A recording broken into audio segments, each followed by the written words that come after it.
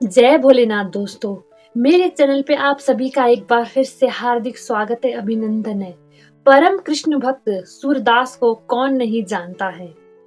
उनकी भक्ति आज भी कृष्ण भक्तों के लिए सर्वोच्च है और उनके पद जनमानस के मुख पर हमेशा सुनाई देते हैं। सूरदास जी उनके गुरु की देन है। प्रत्येक मनुष्य जो कुछ भी होता है उसमें कहीं ना कहीं उसके गुरु का हाथ जरूर होता है। आज हम बात करेंगे सूरदास जी को परम कृष्ण भक्त बनाने वाले उनके गुरु बल्लभाचार्य के बारे में। संत बल्लभाचार्य परम कृष्ण भक्त थे। वह 16वीं सदी के एक महान संत थे। उनके प्रवचनों में प्रेम, शांति और भक्ति का संयोग मिलता है। वह कृष्ण भक्ति को फैलाना चाहते थे और उसका ही प्रचार प्रसार करते थे। संत बल्लभाचार्य की माता का नाम इल्मा गारू था और उनके पिता का नाम लक्ष्मण था। कथाओं की माने तो बल्लभाचार्य की माता ने बल्लभाचार्य जी को समय से 2 महीने पहले ही जन्म दे दिया था, इसके कारण कि उनका शरीर बिल्कुल बेजान पैदा हुआ था। उनके माता पिता को लगा कि ये मृत बालक है, तो उन्होंने उसे एक पेड़ के नीचे छोड़ दिया।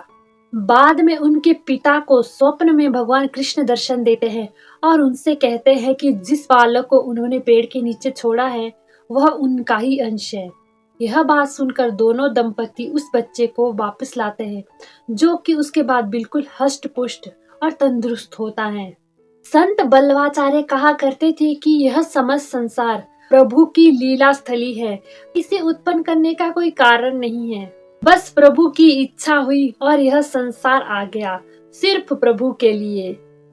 बल्लभाचार्य जी शांति, प्रेम और भक्ति का संदेश फैलाने के लिए समस्त भारत की यात्रा करते थे।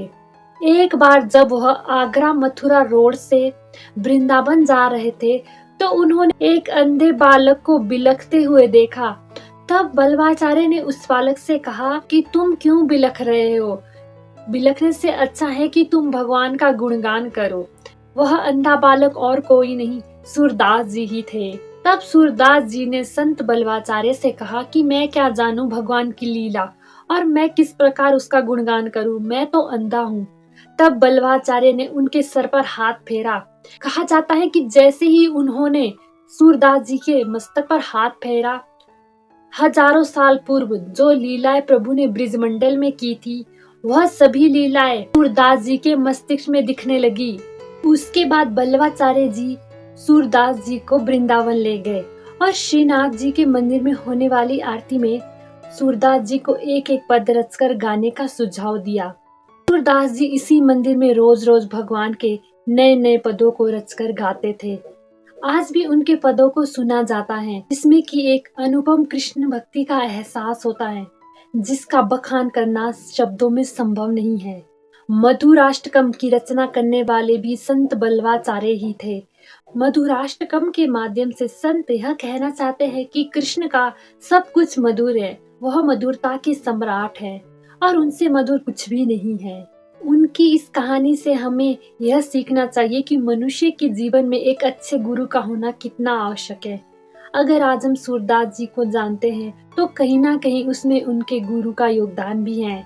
मनुष्य हमेशा अपने कामों में ही उलझा रहता है, पर मनुष्य को चाहिए कि वो थोड़ा समय खुद के लिए भी निकाले और खुद पर ध्यान दे। इस थोड़े से समय में वो खुद को देखे या फिर प्रभु का ध्यान करे, क्योंकि यह करना बहुत आवश्यक है। जो खुद पे ध्यान देते हैं उनकी नकारात्मकता दूर होती है और उनका मन सकारात्मकता की ओर आगे बढ़ता है। इसीलिए थोड़ा वक्त खुद को भी दीजिए, खुद के साथ भी बैठिए और खुद से भी बातें कीजिए। मेरी बातों को ध्यान से सुनने के लिए धन्यवाद। अगर यह वीडियो आपको अच्छी लगी हो तो वीडियो को लाइक, कमेंट, शेयर और चैनल को सब्सक्राइब करना ना भूलिएगा। जय भोलेनाथ।